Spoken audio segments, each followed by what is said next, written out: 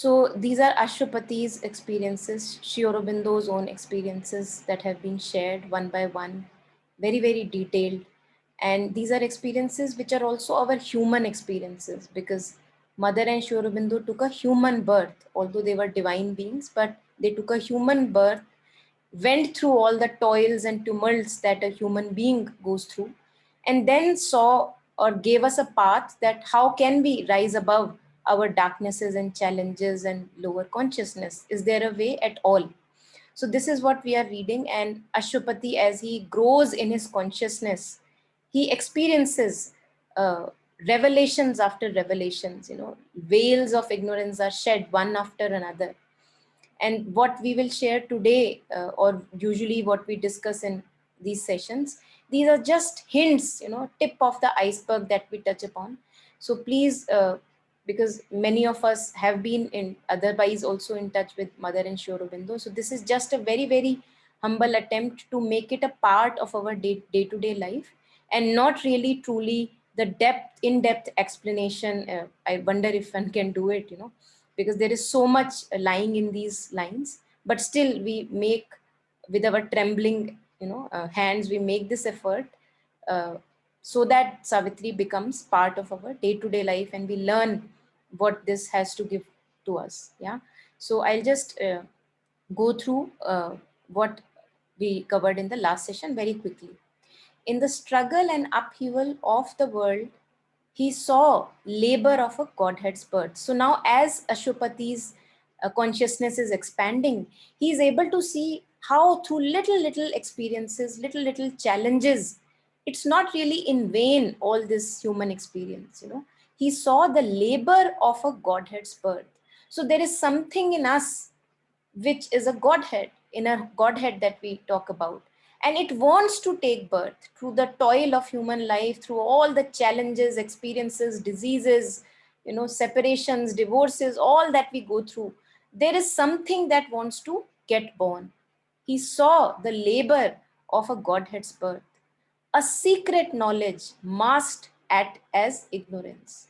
So now he was able to see that ignorance is not truly ignorance. There is something there greater which escapes our eye. And in the upcoming canto, there is a whole description that we will read about what is this secret knowledge. A secret knowledge masked as ignorance, fate covered with an unseen necessity. Why fate becomes necessary?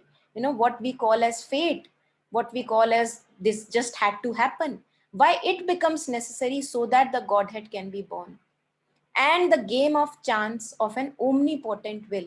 So it appears that there are random coincidences in life, but there is everything, every grain of matter is highly intelligently designed. There is no chance. Which appears as chance is the working of divine will, so that the Godhead can be born. A glory and a rapture and a charm, the all blissful sat unknown within the heart. And this is the case with each of us, each one of us. The all blissful sits unknown within our hearts. And Mother has pointed out that if you want to really bring forward the soul, the psychic being in front, then go into the depths of your heart. Stay there in the depths of your heart, and make sure that uh, you're able to put all the ahutis in that inner flame, in the inner psychic flame, so that it comes forward and takes the charge of our life.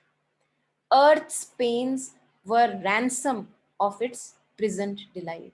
So all these pains that earth has to go through, it is almost like a price that we have to pay, so that the delight can come forward, which for now is imprisoned.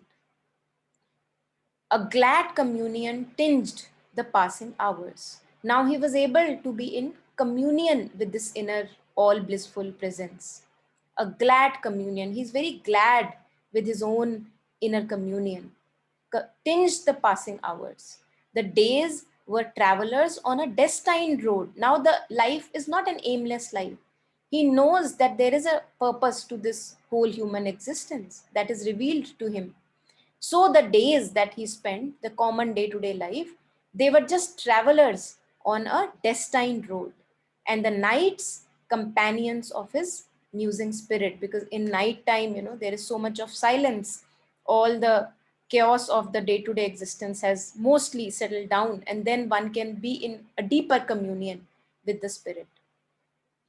Deeper reflections can come in the night time.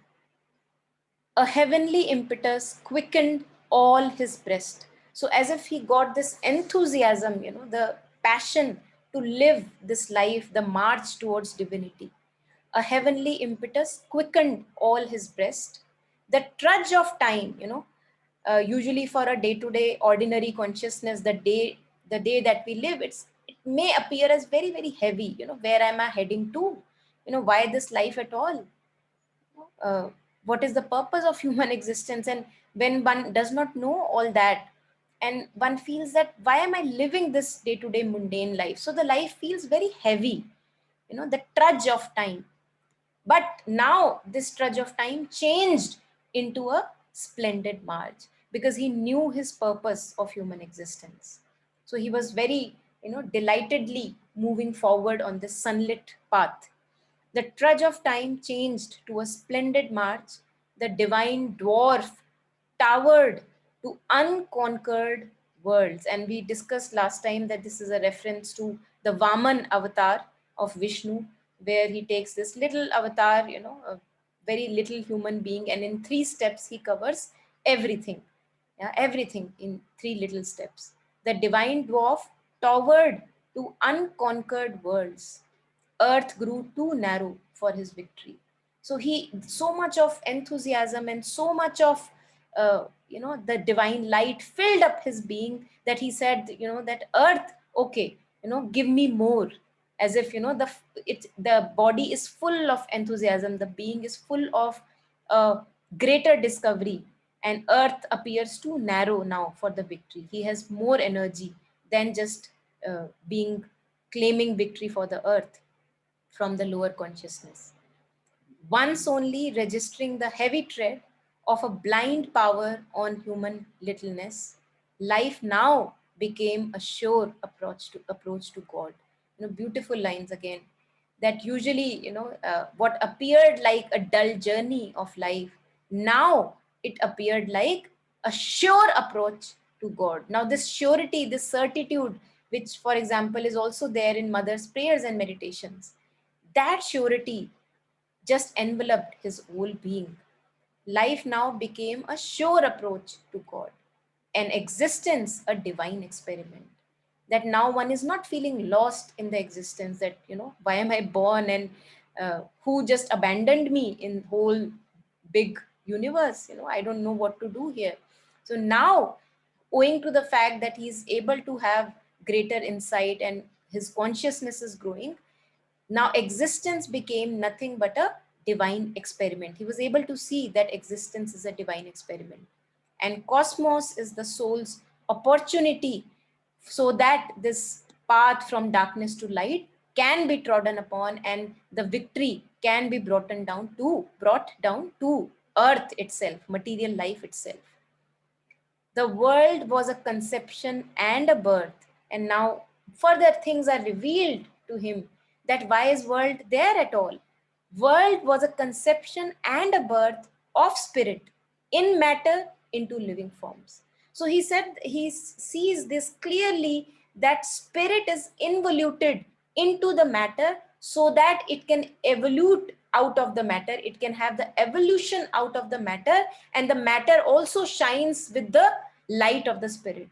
So the matter for now, it's obscure, it's dark, full of its little you know uh, obscurities. It has the power, it has the capacity, and that is the purpose of life, so that all the spirit, the light of the divine light, can shine through the matter. Each cell of the being should know that it is divine in nature.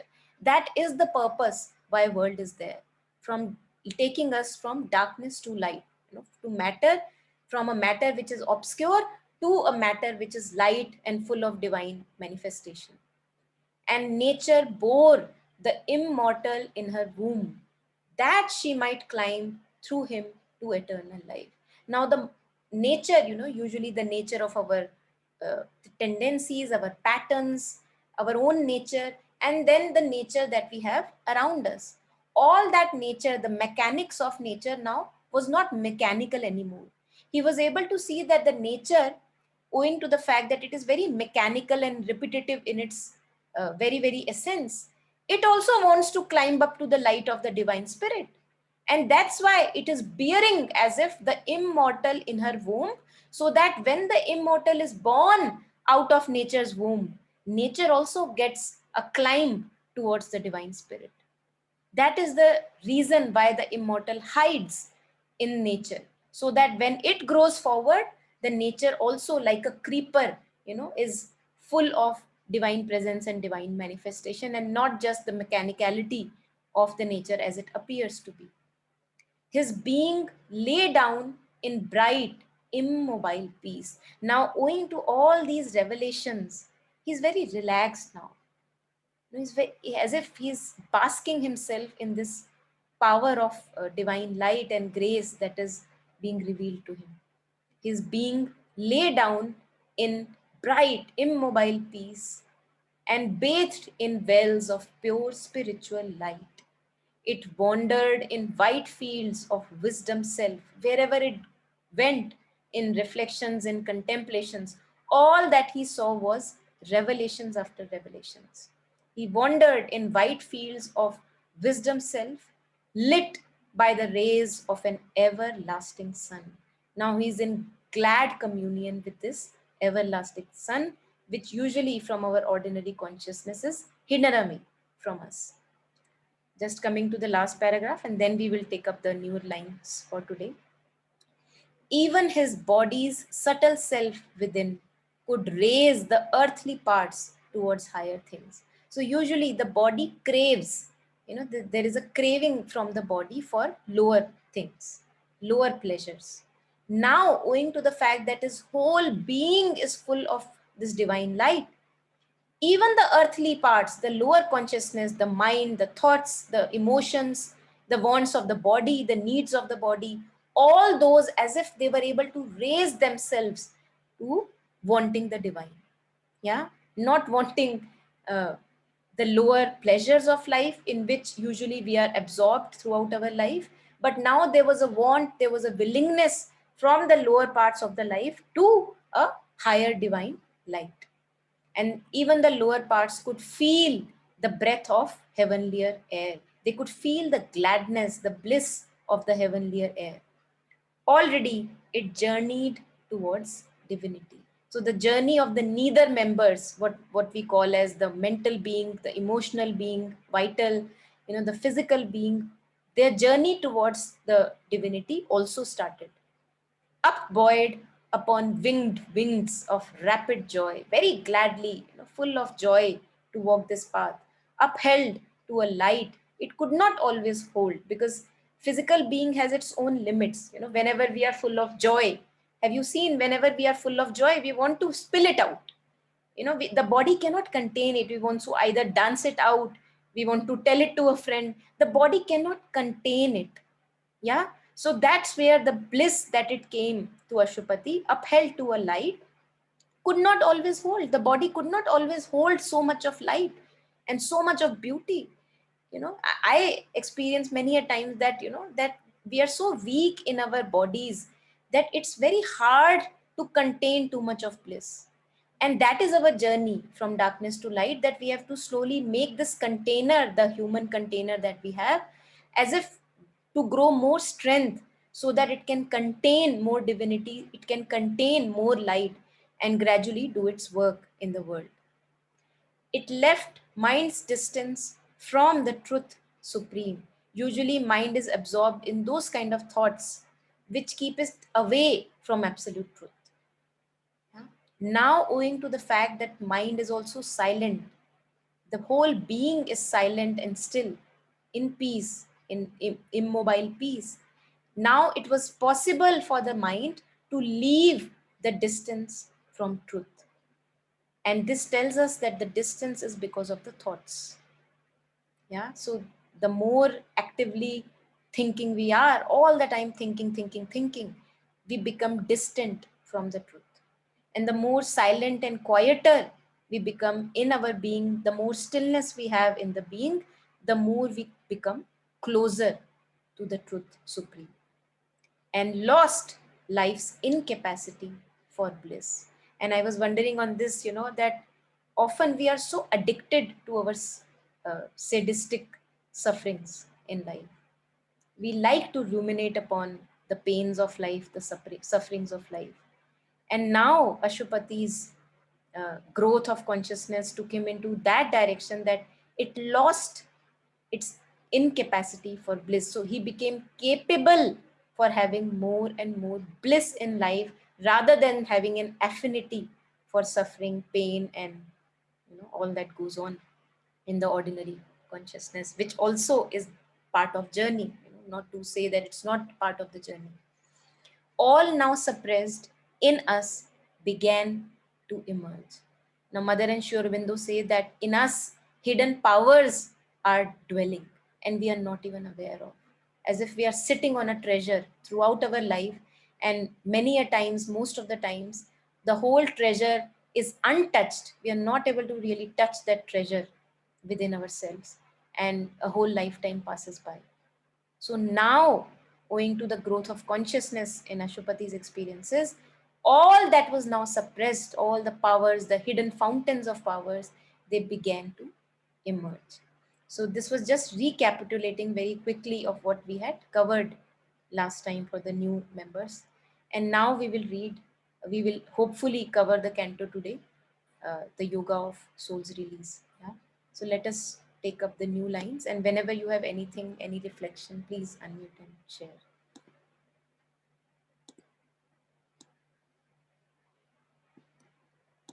Yeah, so whoever feels ready, just unmute and read these lines in pink.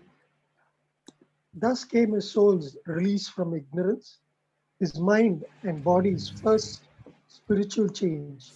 A wide God knowledge poured down from above, a new world knowledge broadened from within. His daily thoughts looked up to the true and one, his commonest doings welled from an inner light. Yeah. So this is, I believe, this is our task as a human being. If we don't do it in this life, then again rebirth after rebirths have to be taken, so that the soul can release itself from this knot of ignorance. And owing to the Ashupati's yoga, Sri Aurobindo's yoga, and his experiences, his soul now got liberated from the clutch of ignorance. It was the life now lived by the soul for the soul, rather than a life lived by ignorance. Thus came his soul's release from ignorance. And this is a possibility for each one of us. Not only a possibility, I believe that this is our birthright. That all of us are born so that we are able to release the clutch of ignorance from the soul's, the soul is released from the clutches of ignorance, so that a new life, a divine life, can be born. Yeah, moving towards more beauty, more purity, and more refinement in our worldly movements. Thus came his soul's release from ignorance. And there are a few lines from the Life Divine Will, which I'll maybe mention or read out loud towards the end of the session on this. His mind and body's first spiritual change. Now, Mother and Sri Aurobindo say that nirvana or moksha or liberation from ignorance is the first step in the path of on the path of integral yoga. It's not the last step. Usually if we look at our traditional yogis, they got nirvana for themselves and that was it. Yeah, the earthly life remained as in the clutches of ignorance as it was earlier. So Mother and Sri Aurobindo say that nirvana, or the liberation of the psychic being from the clutches of ignorance of past sanskaras and tendencies, that is the first step of integral yoga. Yeah, it's not the last step. His mind and body's first spiritual change. How is the mind changing spiritually? Now all the thoughts are turned towards the divine. They don't want anything but the divine. Now if we look at our thoughts, we can see clearly what all we want, keep on wanting, things in life, material existence, rather than focusing our self on the divine. That all that I want is just being with the mother, nothing else, nothing else, nothing else. So all the thoughts and feelings and the body, they turned towards the divine, the spirit. This is the first spiritual change. A wide God knowledge poured down from above. Now, owing to the fact that all the lid of, the various veils of ignorance are shed off, one of the lids that we read of the top of the head, the lid at the top of the head, which connects ourselves, the connects our individual being to the divine consciousness. And in little children, there is a soft spot on the top of the head because they are still connected to the divine consciousness, to the oneness that is there. So that was all torn apart. All those veils of ignorance were torn apart. So a wide God knowledge poured down from above. A new word knowledge broadened from within. Now, owing to the fact that he got a larger picture, his consciousness grew into the world, into the divine. He also got to know many, many hidden workings of the world, how the world is, why the world is like it is. Why all the things which are called as fate or destiny have to happen as a necessity so that the soul can grow forward. All our difficult, challenging experiences, traumatic experiences, how they become a necessary phenomenon for life so that the soul can come forward, take its charge, because nothing matters for existence but the soul coming forward and taking charge. So everything is a cheap bargain. Cancer is a cheap bargain, all the diseases are a cheap bargain, our relationships breaking are a cheap bargain, everything. Losing a loved one is a cheap bargain. It may appear very harsh, to ordinary eye it will appear very harsh, that how can losing a loved one be a cheap bargain. But for the universe, for the existence, for the divine, nothing matters but the march forward of the soul. Yeah. And that is why a new world knowledge broadened from within. He was able to see behind the appearances of the worldly day-to-day phenomenon. His daily thoughts looked up to the true and one. Now all that he looked up to is the true and one. And one of the beautiful lines from Savitri, make thy daily way a pilgrimage, and through your joys and sorrows and griefs, you move towards the God. So this has to be our life. Slowly as we grow in capacity, all the thoughts that we have, slowly the more conscious I become of my thoughts, I turn them to the divine. And how would I turn them? If I am not ready, I would not be able to turn them.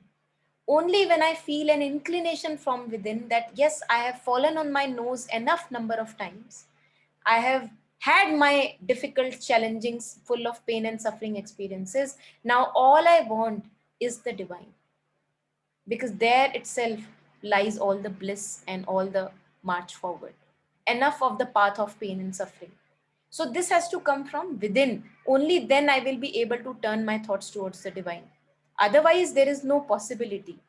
Otherwise I have to fall on my nose again, have more failures in my life, make more mistakes, more blunders, so that one day I am convinced that there is no path but this. So this conviction coming from within is also very, very important. I think that is why no failure is truly a failure. All our falling on our nose cannot be called as failure, because that has gotten me here today. All my failures, whenever I asked a person for support, whenever I leaned towards a person or a situation or a relationship for support, and I fell on my nose again and again. Why? Because this was my way. I had to come on this way.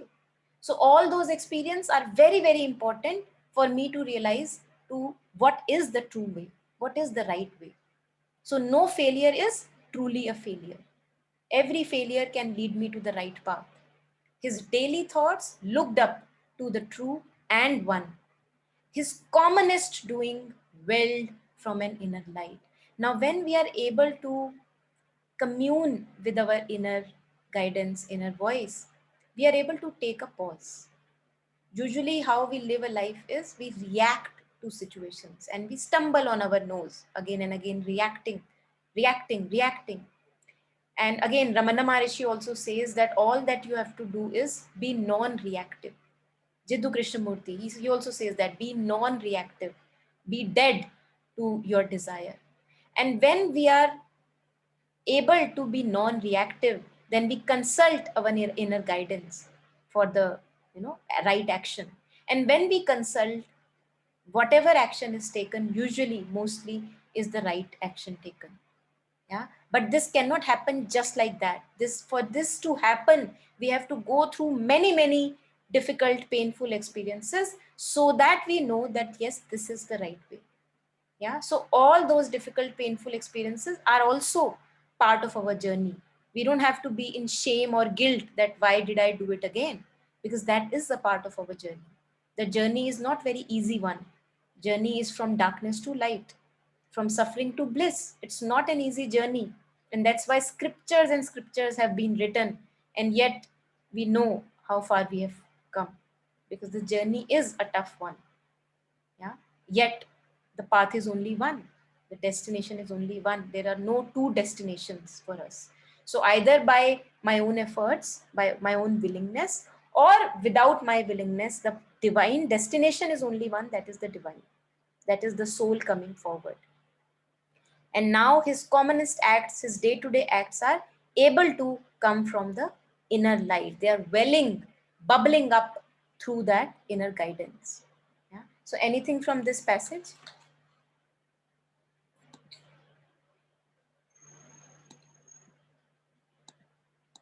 Okay, so I'll march ahead then, if not anything.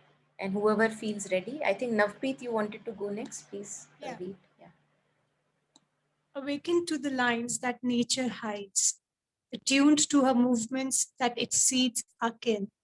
He grew one with a covert universe. His grasp surprised her mightiest energy springs. He spoke with the unknown guardians of the worlds. Forms he described, our mortal eyes see not. Yeah. So, owing to this awakening that he's going through, he also knew very clearly, he kind of awakened to the lines of development, how the process of human life, how we have to kind of mature and ripen in our journey. He was able to see all those developmental milestones very clearly.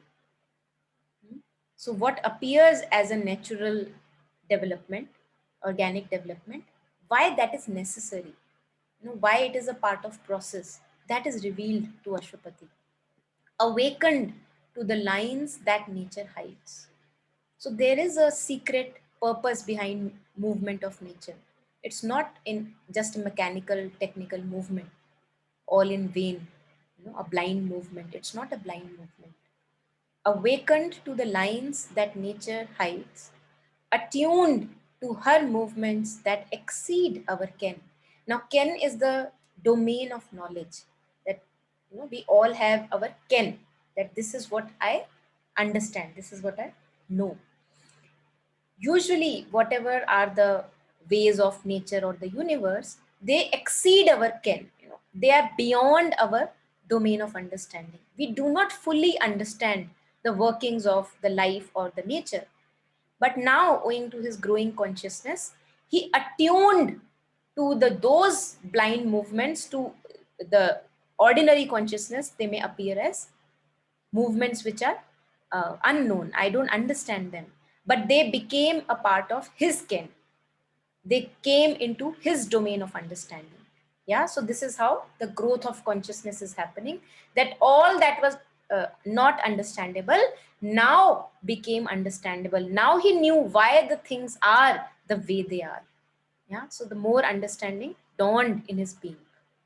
He grew one with a covert universe. So all the hidden workings of the universe were not hidden anymore. He understood each and every line that nature has for human existence, for the earthly existence. Now he was able to see why all this is necessary. What may appear to a fellow very, very unnecessary, why this had to happen. I think that it is absolutely unnecessary why a disease had to happen to me.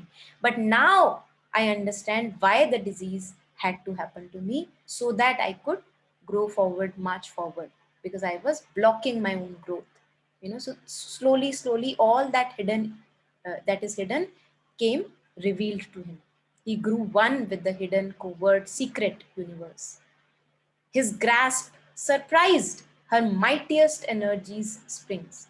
Now, owing to the fact that he is absolutely becoming one with the whole existence and the hidden parts of the existence, he is able to also master and control and manipulate those movements of energies of life.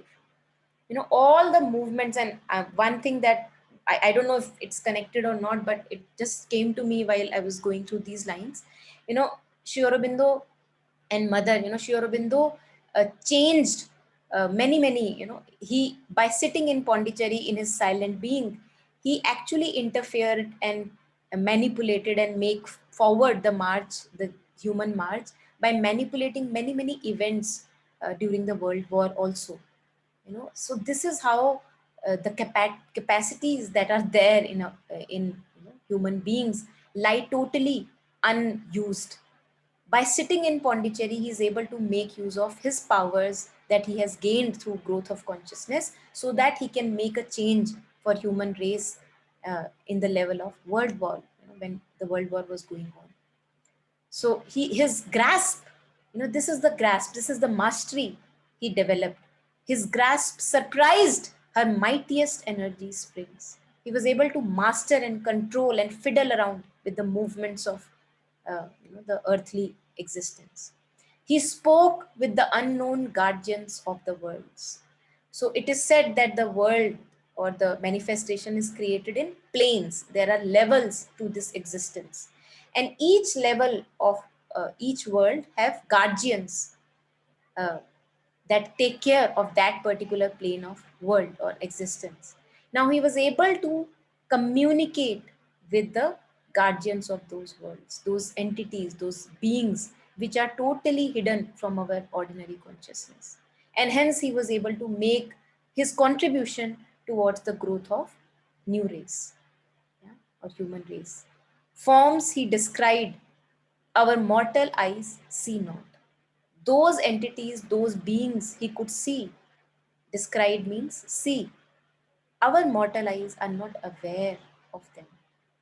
But owing to the fact that he grew in his consciousness, he was able to have a communication, a direct touch, and hence also a control and mastery over the movements of nature. Where this is all going on, he could have a mastery. While how I feel or how we feel are usually a puppet. We feel like a puppet in the hand of existence.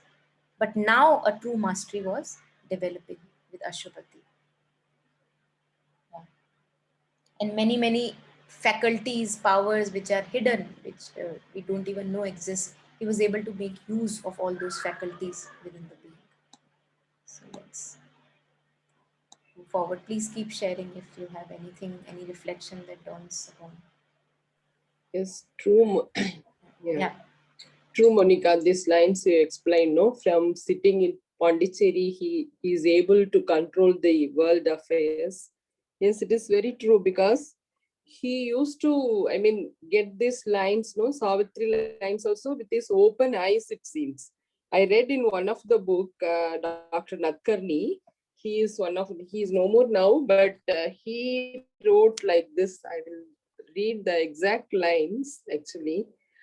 And yeah, those lucky people who had an opportunity of spending some time with Sri Aurobindo have left records which say that his meditation was of a different kind. There were times when he just paced up and down the hallway until the cement floor wore off. 14 hours a day he walked up and down. And also, I don't think he was doing it primarily for physical exercise. That was his way of meditating. And even later on, after 1938, after the accident, for hours and hours, he just sat on the sofa or bed with his eyes open. This was his way of meditating, and that was how he traveled through all these worlds that he describes here. This is the explanation. Beautiful, beautiful. Yeah. Thank you so much for bringing this up. When you explained, yeah, Yeah. I remember this. Yeah. I Thank you. remember this anecdote of the floor going withering away while he was Yeah. walking and walking. Thank you so much. Yeah, please, anyone who is ready can read.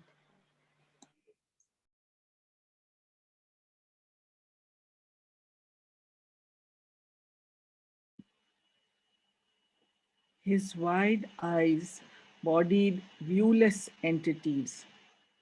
He saw the cosmic forces at their work and felt the occult impulse behind man's will. Time's secrets were to him an oft read book, the records of the future and the past outlined their excerpts on the etheric page. Yeah. So I think this would connect with what Chitraji just shared. His wide eyes open, meditation as you were sharing, Chitraji. His wide eyes bodied viewless entities. So he's able to see all those entities which our ordinary mortal eyes cannot see, cannot have a grasp of. He saw the cosmic forces at their work, very clearly able to see how all the work happens, and felt the occult impulse behind man's will. How we, why we do things that we do, even our tendencies and patterns, why are they the way they are? Because they are not just like all in ignorance, they may appear as tendencies, they may appear as patterns, but even guiding them is an occult force that is guiding them. Felt the occult impulse behind man's will, and usually the way we are doing things, we have so many conflicting personalities in us that we don't even know what is making us move. Sometimes we say this thing, and at the other time I may say extremely the opposite of that. But here, he's able to see that we are actually moved by hidden forces, occult forces. He's able to see those forces that prompt us and push us and make us do what we kind of do in our day to day life. He was able to commune with those occult forces. Now, time's secrets were to him an oft read book. If we look back in our life, why things happened the way they happened, after some time it may become actually very very clear what appeared very ugly and discomforting at that particular point of time, why that was so necessary to happen. Yeah, so now what happened in time, during time, was not really a secret to him. It was revealed why that thing happened and for what reason it had to happen. Yeah, he would read it again and again, again and again. It was an oft read book. He would almost like enjoy reading time's secrets. Time's secrets were to him an oft read book. The records of the future and the past outlined their excerpts on the etheric page. Now, everything that happens in the lifetimes and will happen, Mother shared with Hutadi that it all is recorded, and these records are called Akashic records. And Mother shared with Hutadi that every instance, nothing escapes the eye of the divine. Nothing, nothing at all. So everything is recorded, things of the past and also things that are to come in future. And if one has the consciousness, if one has the capacity, these can be accessed. These records in etheric page, in space, as if there are, imagine that there is a sky, and you can't really see, but the sky is loaded with a library. Yeah, you can't really see it, but there are things that are there. Why can't we see it? Because the capacity right now that I may have is a limited capacity. My consciousness is not grown enough that I can access that library of records of past and future. Yeah, so all the records of future and past outlined their excerpts, on the etheric page, the page of space, the page of existence itself. Yeah. Anything from here?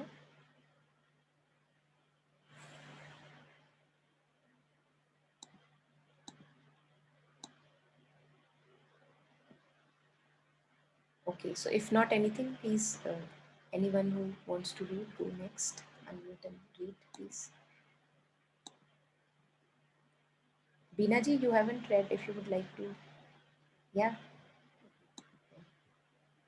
One and harmonious by the maker's skill, the human in him paced with the divine. His acts betrayed not the interior flame. This forced the greatness of his front to earth. A genius heightened in his body's cells that knew the meaning of his fate-hedged works. Akin to the march of unaccomplished powers beyond life's arc in spirit's immensities.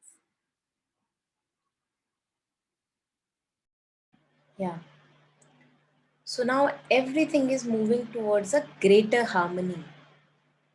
Harmony is something that we crave for in our earthly existence, harmony within ourselves, harmony in the outer existence and family, friendships, relationships, workplace harmony, harmony within an institution. And it's very hard because if we are coming from an ordinary human consciousness, we know how hard it is going to the ego clashes ongoing to achieve a perfect harmony. Yeah, one and harmonious by the maker's skill. So he is achieving an greater inner harmony owing to the Shakti, the Aditi, the life force working in him. One and harmonious by the maker's skill. The divine force is working within him, mother is working within him so that inner harmony is achieved. One and harmonious by the maker's skill. The human in him paced with the divine. This is beautiful line again, the human in him paced with the divine. Now, as if the whole human being is now, which was earlier filled with ordinary lower human consciousness, maybe bits of here and there pieces, that is itself full of the divine spirit, that now the human in him can pace with the divine march. And this reminded me of one Kabir song that is there, which I could not really completely get. Slowly I feel that the meaning of it is revealed. I don't know truly or not, but yeah, something got revealed. It says, Zara halke gaadi hako, O Ram gaadi wale. I'll share the song also later. So, as if there is a Ram sitting in the gaadi, and the human consciousness, the lower consciousness is saying that please walk slowly, walk slowly. I cannot keep pace with your growth, with your spirit or light. And now, when the moment I was reading these words or these lines, immediately it came to me the song. And now the lower human consciousness, the ordinary human consciousness, it has grown so much in his light and consciousness that now it is able to march with the divinity. Yeah, because everything is turned towards the divine. Now all the thoughts, all the feelings are turned towards the divine. The human in him paced with the divine. His acts betrayed not the interior flame. Now, again, a very, very important line. The way we usually live, we actually betray our inner flame. We do many, many things owing to our impulsions, tendencies, and patterns, which are not really fruitful or in the welfare of either us or other people. But still, we do it. We do it owing to the fact that there is ignorance in the being. We do it because we are kind of compelled by the tendencies, by the patterns that are ruling us. And hence we betray the inner flame, interior flame, which is the psychic flame. Yeah, and the psychic flame, uh, the the very fact that we become very uneasy whenever we do anything which is not really in accordance or alignment to the interior flame, the psychic flame, we feel uneasy, we feel stressful, we feel distressed, we keep on ruminating about that thought again and again, again and again, again and again. And this tells us that I have betrayed my interior flame. Yeah. So this is one of the things. Yes, Jyotsna ji, please. Yeah. Uh, See, the human in him paced with the divine. Okay, his acts betrayed not the interior flame. Means the interior flame in him was not betrayed by his acts. Yeah, yeah. So I am just referring to the ordinary way we live, and then I will come to that. Yes, absolutely with you. Yeah. So I was sharing the way we live as human beings, and that's why Mother and Sri Aurobindo talk about that the only thing that is to be done if there is any growth to happen in our human life and the outward life, that first of all the psychic has to take the rule, the psychic has to come forward, the soul has to come forward. Now I was sharing that how we keep on betraying our interior flame in usual day-to-day life. I was not really sharing about Ashwapati experience. I was sharing the ordinary human consciousness we betray. Hmm? And slowly, as we grow in human consciousness, we have enough of failures, we have enough of sufferings. Slowly, if we are lucky enough, we realize that I have been betraying my inner guidance. And then I can choose to step back and then follow every act, every common way of my day to day life so that it is in accordance with the interior flame. So, coming to what Josna ji just shared, his acts betrayed not the interior flame. Now his acts were totally in guidance, in accordance with the interior guidance, in inner flame, the psychic flame that we call. Yeah. And Mother shares something about the psychic. Many things have been shared on psychic. Mother shares that psychic has an affinity towards the divine. So that in us which craves for the divine, that in us which craves for beauty and purity, is the part of psychic only. And even though I may be full of ignorance right now, if there is a little bit of craving towards beauty, clarity, and purity, that is itself working of the psychic, which has to come forward. Yeah. So the human in him paced with the divine, hand in hand with the divine, collaborating with the divine, not collaborating with the tendencies, with my impulsions and passions and the greed, the hatred, the jealousy, all that we follow, the ill will, not pacing with that, not hand in hand with that, but pacing with the divine guidance.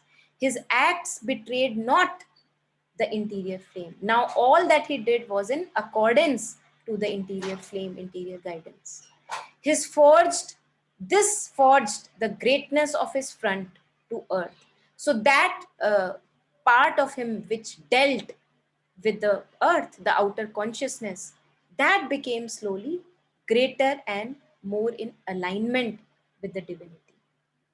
Forged, as if it's hammered uh, so that it can also be translated into outer consciousness. This forged, owing to the fact that he's more and more in alignment with the inner flame, this forged the greatness of his front, the outer consciousness, to earth. That is what was making him greater and greater, because he was aligning himself to the interior psychic flame, the inner guidance. A genius heightened in his body's cells. Mother says that each one of us, everyone, has a genius hidden inside of him. Only when we begin to live a life in accordance to the interior flame, only then the genius can be brought about. Yeah, a genius heightened in his body's cells, even the cells of the body, the physical matter of the body was in alignment with that divinity, the genius, that knew the meaning of his fate hedged works. And now, as we were discussing earlier, that fate becomes a necessity. If we are stubborn, we are not ready to leave our tendencies and patterns which may be harming us really, then fate becomes a necessity, chance becomes a necessity, so that the soul can come forward through those breakings and shatterings. And that genius, that heightened, that knew the meaning of his fate hedged works. It also knew that what little limited capacity he had in day-to-day outer existence. For example, somebody may be a teacher, somebody, maybe assistants, a trainer, any little uh, whatever fate has given me, to kind of do the work in this world. That little is actually not very little, but it's something very significant. Yeah, so in whatever little domain I have in my life, I can actually do the work divine there itself, no matter how limited by fate it may be. So there is no work lower or higher in nature. Any limited work that is given to me in this life, owing to the fate, to the destiny, name anything, in that itself I can do the work divine. Yeah, so that knew the meaning of his fate hedged works, akin to the march of unaccomplished powers beyond life's arc in spirit's immensities. So akin, like same to same. Akin means same to same with the march of unaccomplished powers, powers which are still lying unused. Those have to be harnessed, those have to be brought forward through whatever limited capacity I have in this human life, beyond life's arc in spirit's immensities, unaccomplished powers beyond life's arc. So as if there is a horizon, imagine that there is a horizon, powers which are yet beyond the life's horizon. They are not yet totally harnessed, but they are there in spirit's immensities. The powers are there, they can be used, they can be utilized in this very human life, although they may not be truly within my horizons. But slowly, as we march on this journey ahead, growth of consciousness, we are able to use all that genius, the powers, the faculties that are hidden within us as human beings. Yeah. Anything on these lines? Any reflections?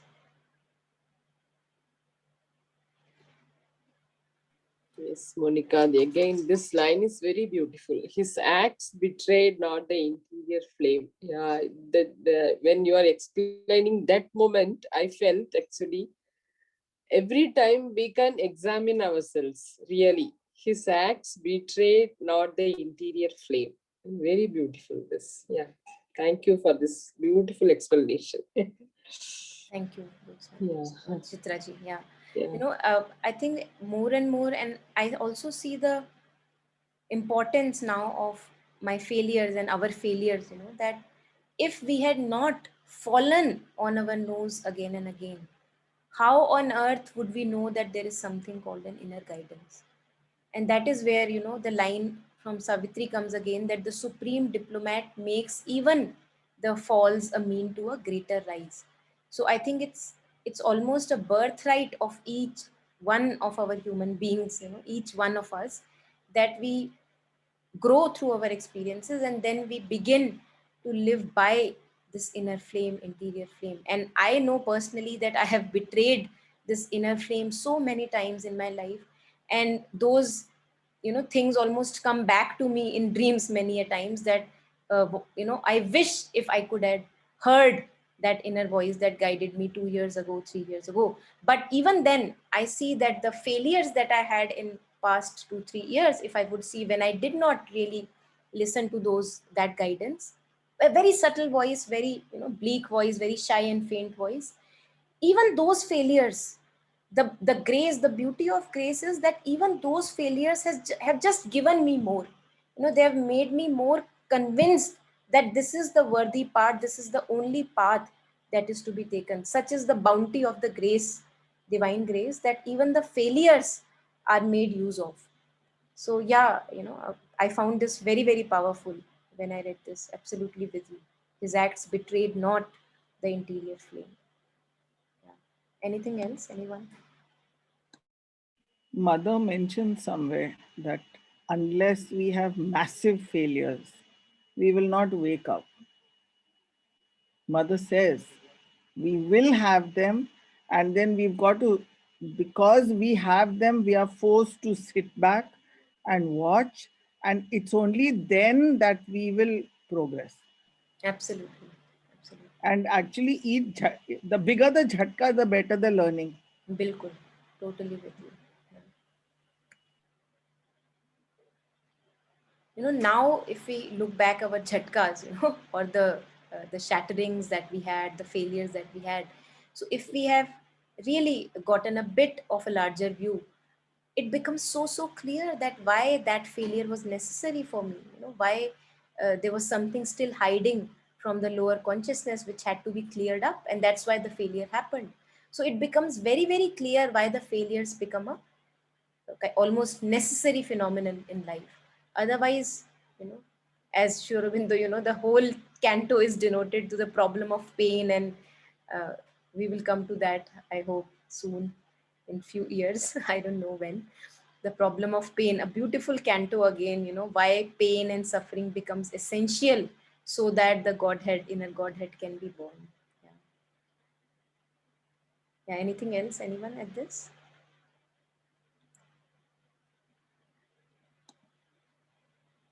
So I'll go ahead then. Let's, I think we can cover it all at once. Yeah. Okay. So who is ready to conclude the canto? Yeah. Can I? Yeah, please. Apart, he lived in his mind's solitude, a demigod shaping the lives of men. One soul's ambition lifted up the race. A power worked, but none knew whence it came. The universal strengths were linked with his, filling Earth's smallness with their boundless breadths. He drew the energies that transmute an age, immeasurable by the common look. He made great dreams a mold for coming things, and cast his deeds like bronze to front the years. His walk through time outstripped the human stride, lonely his days and splendid like the suns. Yeah.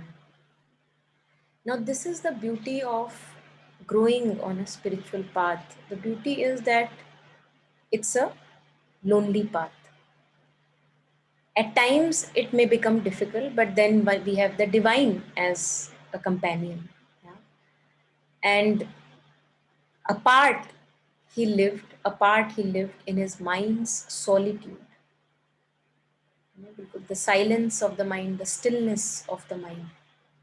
He's working alone, all by himself. Why apart? Because now his consciousness is not completely in tune with the ordinary human consciousness. So he cannot really partake of the ordinary human lifestyles, or the way we live. And that's why living apart from the ordinary consciousness is the only way that is ahead, to have this inner greater communion with the divine. Apart, he lived in his mind's solitude. And Sri Aurobindo says that anything that can be done can always be done more beautifully if the mind is still, silent, so that the divine force can dawn with beautiful knowledge in the mind, in the receptacle of the mind. So it's not by thinking that Savitri has been written, it's by the solitude, the silence of the mind, that the Savitri has poured from the consciousness, higher consciousness, so that he could kind of translate it or put it in words for us ordinary human beings. Apart, he lived in his mind's solitude, a demigod shaping the lives of men. Sri Aurobindo's experience, half divine. He's half divine. He's taken a human birth, divine in nature, and I believe all of us are divine in nature. It's not that we are less divine, but yes, Sri Aurobindo and Mother, they have shown us this path, being the avatars, you know, taking a human birth, coming down to the suffering and pain of human existence so that they can show us the path out of the suffering of human existence. Yeah? A demigod shaping the lives of men. He shaped by his words, by his the whole education philosophy, the yoga philosophy, how a human is to live, all the words that he has given to the mankind, shaping the lives of men. One soul's ambition lifted up the race. So much of power in one person, if we can for once call him a person, so much of power spilling down through Sri Aurobindo and through the mother. One soul's ambition lifted up the race. A power worked, but none knew whence it came. Now, a power, a deep divine power is working in Sri Aurobindo, but no human around Sri Aurobindo have any idea where is he getting these things from? Where is he coming from? Yes, it appears true, whatever he says, but where is it coming from? No, none knew where is it coming from. The universal strengths were linked with his beauty, beautiful, very empowering lines. The universal strengths were linked with his, filling earth's smallness with their boundless breadths. So what is earth's smallness? Again, just reflecting what I could reflect upon, little pains and pleasures and challenges of life, little trivia of life. And all that little trivia of life, so-called seeming trivia, can be made into a process of yoga.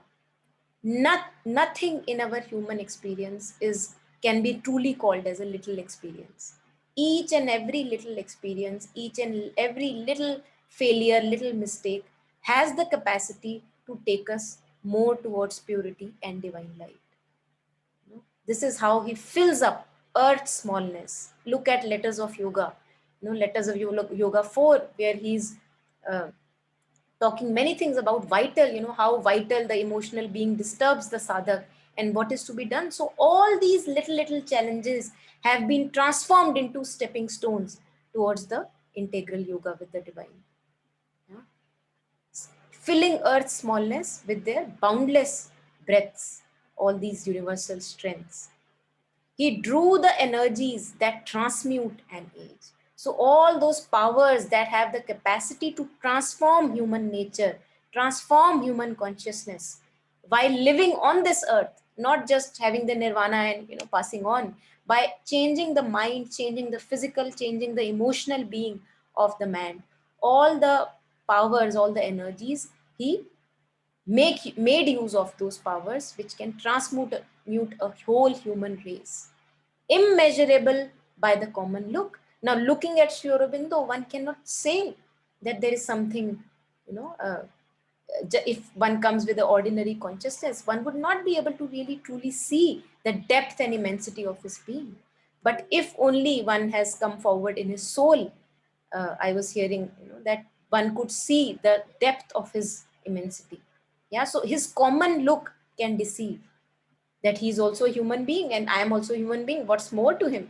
One can say in one's own human arrogance, but it's immeasurable. The work he has done, the depths and heights he has achieved, immeasurable by the common look. He made great dreams a mold for coming things and cast his deeds like bronze to front the years. So those years which are to come yet for human existence, he put his actions, his words in front of those years as this bronze, which cannot really get rusted, which will stay forever. He has given his words, his life divine synthesis of yoga, letters on yoga, philosophy on education, all his deeds, his actions, he cast his deeds like bronze to front the years that are to come for human race, human civilization. His walk through time outstripped the human stride. So he walked so fast at a pace. Now years after, we are still trying to grapple with what he said, and only maybe half of it, or maybe very little percentage of it, we may be able to apply it to human life.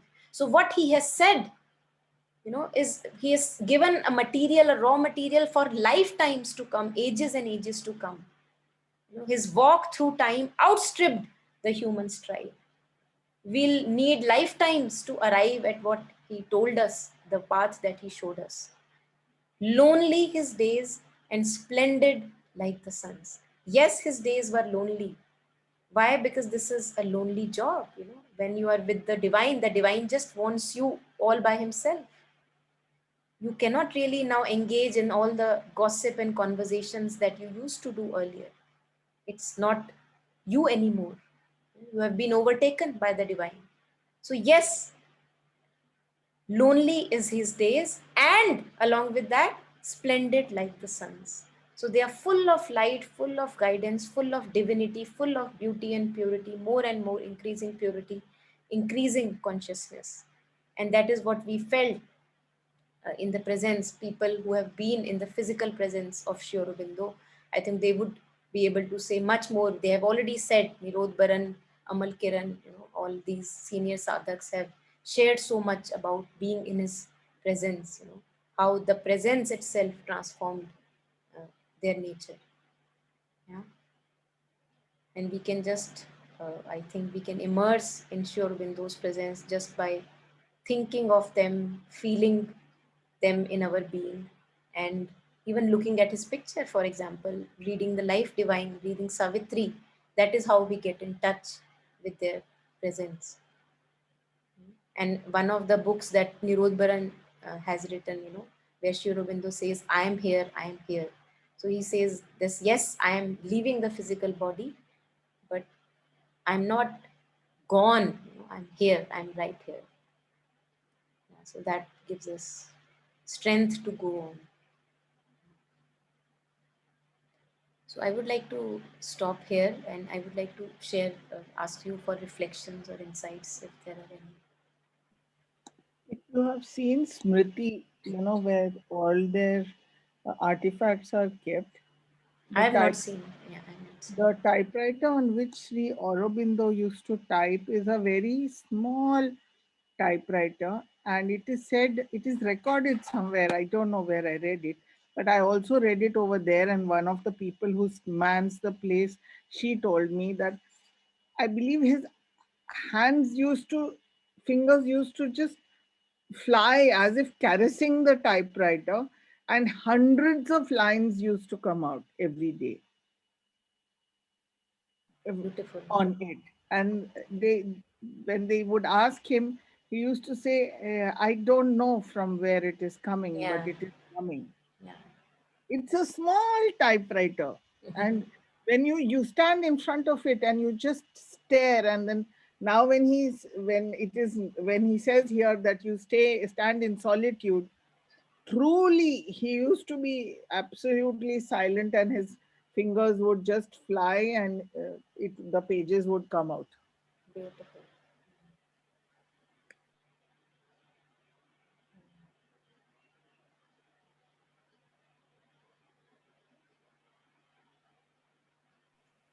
And also that line, no, a demigod shaping the lives of men. Actually, you very well explained about that he gave lot of philosophy and yeah, so lot of things to humankind. But not only that, actually, very simple things also there, because one of the sadhak, Amirta, he was a very early sadhak there, actually, but he used to come to Sri Aurobindo when he was in the college. Just he finished his school and he entered into college. He used to come to see Sri Aurobindo. Somehow he got the permission, actually, through, I think, Bharatiyar. He was one of a poet, Tamil poet. No, the Amrita is also Tamil, actually. So he used to come to see Sri Aurobindo and sat near him, it seems, and he used to narrate all the stories of his school or college and also his household affairs without even thinking whether Sri Aurobindo could understand Tamil language. But Sri Aurobindo gave a very patient ear to him, actually to Amrita. And after Amrita poured out everything, he felt relieved, it seems, actually. So like that, he shaped Amrita's life actually. In this, I heard from Alok Das talk very beautifully. Beautiful, yeah. Yeah, he shaped Amrita's life. That's why he became, I mean, he used to bear mother's Mahakali's force in later times actually. Mm. Because of this, yeah, he was a secretary to mother, and whenever mother, because anybody cannot bear that blow, no, but he used to invite those blows and he can bear those blows, it seems. Beautiful. Mahakali, yeah. Amazing. Because this line is very important, a demigod shaping the lives of men. Mm. It's very beautiful when we imagine that, I mean, situation, no? He's sitting near Shirbindo and explaining in Tamil. Yeah. Thank you. Yeah.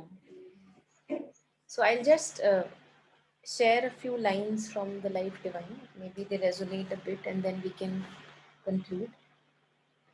A conscious being is the center of the self who rules past and future. He is like a fire without smoke that one must disengage with patience from one's own body. So this is something from Kat Upanishad, which Sri Aurobindo has mentioned here. And then a few lines from the Life Divine. If it is the sole intention of nature in the evolution of spiritual man to awaken him to supreme reality and release him from herself or from the ignorance in which she, as the power of the eternal, has masked herself by a departure into a higher status of being elsewhere, if this step in the evolution is a close and exit, then in the essence her work has been already accomplished and there is nothing more to be done. The ways have been built, the capacity to follow them has been developed. The goal or last height of creation is manifest. All that is left is for each soul to reach individually the right stage and turn of its development, enter into the spiritual ways, and pass by its own chosen path out of its inferior existence. So, this is the almost very resonated, what we were sharing today. This is the path that we have to take individually for our own self. We may be part of a community, we may be part of a sangha or a spiritual community, but this task is a lone job. I personally feel that in my deepest of challenges there was no one standing by me but the divine. And that is not only valid for me but for each one of us, no matter how close a person may become to you. In your challenges, in your darkness, you are all alone, all by yourself. And then we see that we are not really alone, that the divine is our companion. And once we begin to acknowledge the divine as companion, then nothing can stop us from taking or marching on ahead. Yeah. So I think we can conclude here this canto. Now, this is the end of Canto 3, Book 1. And next time we'll march on to, with Mother's grace, to secret knowledge, where that the secret knowledge that we read on page 43, it would be described in more detail. What is that secret knowledge that Ashupati got aware of? Yeah. So, yeah, thank you everyone for joining. Thank you for listening contently and thank you for sharing all the reflections. Yeah, Julie, please share. Thank you to Monica. That was really insightful. I'm learning more and more the way Sri Aurobindo is. I mean, I'm so young in this, and I'm very grateful for these Savitri talks, darling, because it helps me to understand where it's coming from, and it helps me understand my own experience, and I'm very grateful. I thank you very much. Thank you so much for sharing and joining. Yeah, thank you. Thank you. Thank you. Thank you. Thanks everyone. Thanks, Monica. Thank you, Josna ji. Thank you. Yeah. Thanks. Thanks, Thank Monica. you. Thank you, Thank you, Chitra ji. everyone. Thank you, Yeah. everyone. Thanks for joining.